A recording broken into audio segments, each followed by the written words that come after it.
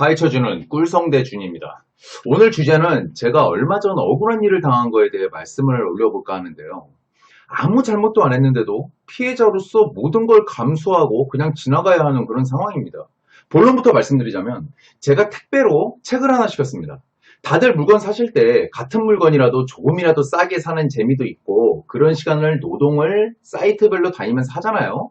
저 역시 며칠에 걸려 알아보고 산 책이 있습니다. 택배기사님께서 놓고 가셨다고 문자가 왔어요. 그래서 일이 끝나고 집에 왔는데 없는 겁니다.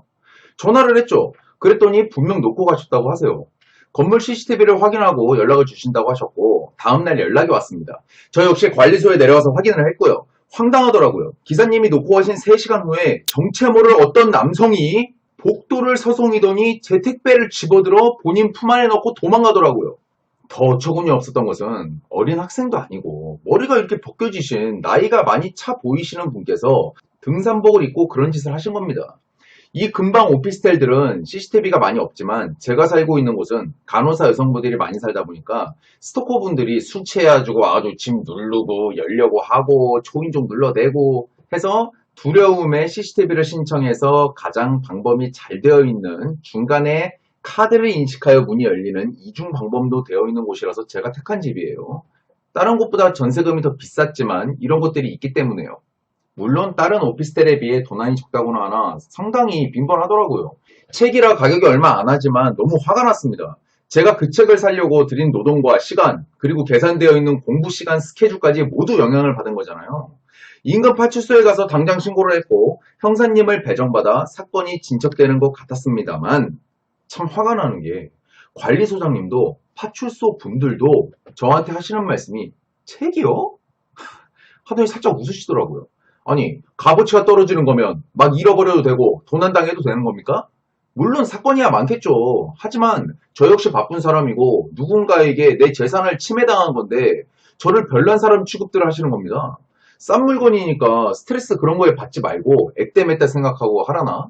어이가 없죠. 며칠이 지나 담당 형사님이 전화가 와서 자초지종을 설명해 주십니다. 이 도둑이 엘리베이터도 안 탔고 계단을 이용했으며 악질적인 상습범 같다고요. 그럼 잡아야지.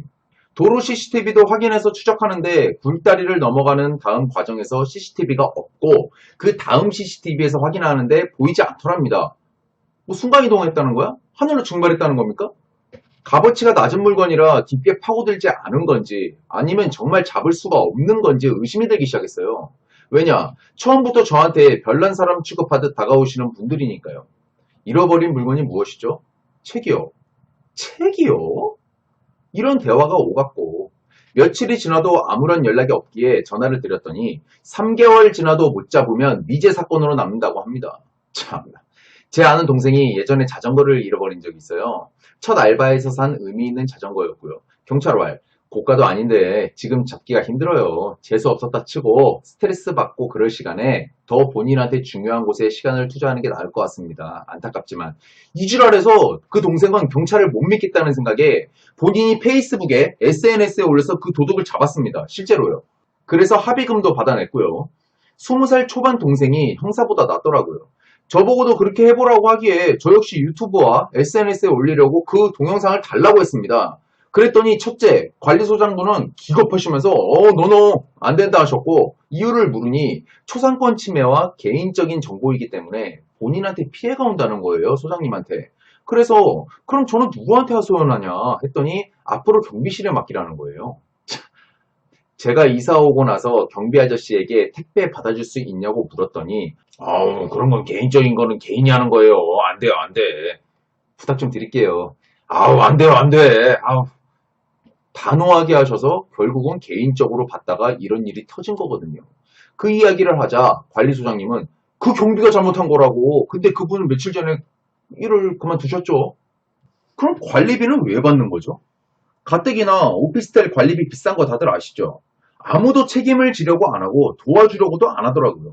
돈은 돈대로 받아가면서. 그래서 소장님은 패스. 형사님한테 전화했습니다. 동영상 주실 수 있냐고 물었더니 인터넷에 올리면 안 된대요. 그래서 아무도 못 잡으시는 것 같으니 제가 잡으려고 합니다. 했더니 그러면 또 못 준대요. 관리소장님하고 똑같이 말하는 거예요. 그 도둑이 초상권 침해로 신고하면 영상을 준 사람까지 처벌받는다는 거죠. 어처구니가 없어서 제가 물었습니다. 남한테 아무 피해도 주지 않고 가만히 있다가 피해를 받은 당사자가 그 도둑이 잘못했으니 도둑을 잡겠다는 건데 그 도둑한테 그런 게 적용이 되나요? 했더니 경찰관, 솔직히 까놓고 말씀드리자면 우리나라는 현재 피해자보다 피의자를 더 중시 여기는 그런 법을 가지고 있는 나라입니다. 그래서 헌법 개정이고 뭐고 시끄럽지만 아직 그대로고요. 안타깝지만 현실이 이래서 어쩔 수 없습니다. 아니 이게 말이야 당나귀야. 그럼 저는 대체 어찌하라는 겁니까? 라고 묻자 3개월 수사 후 못 잡으면 미제 사건이 돼요. 뭐야? 그럼 나는 그냥 빙신처럼 도둑 맞고 호구되는 사람 되라는 겁니까? 못 잡겠고 귀찮으면 그냥 꺼지라고. 내가 잡을 테니까. 그러니까 영상 좀 달라고. 근데 지네 피해 올까봐 아무도 못 주겠대요. 서로 달라고 하래요. 관리소장은 형사에게, 형사는 관리소장에게. 참나, 그지 같은 상황이죠. 바로 다음날 10만원 넘게 주고 산 운동화가 택배로 왔습니다. 하루만 더 빨리 왔어도 그것도 도둑 맞은 거겠죠. 그 도둑은 제가 볼 때 상습범이에요. 그 택배들을 들고 튀어서 재미를 본 거고 중고나라나 당근 사이트나 그런 곳에 팔아서요. 새 거를 중고 반값으로 후려치면 많은 사람들이 당연히 사겠죠. 딱 보아하니 50대, 60대 되신 것 같은데 나이 먹고 왜 그러고 사시는지 모르겠습니다.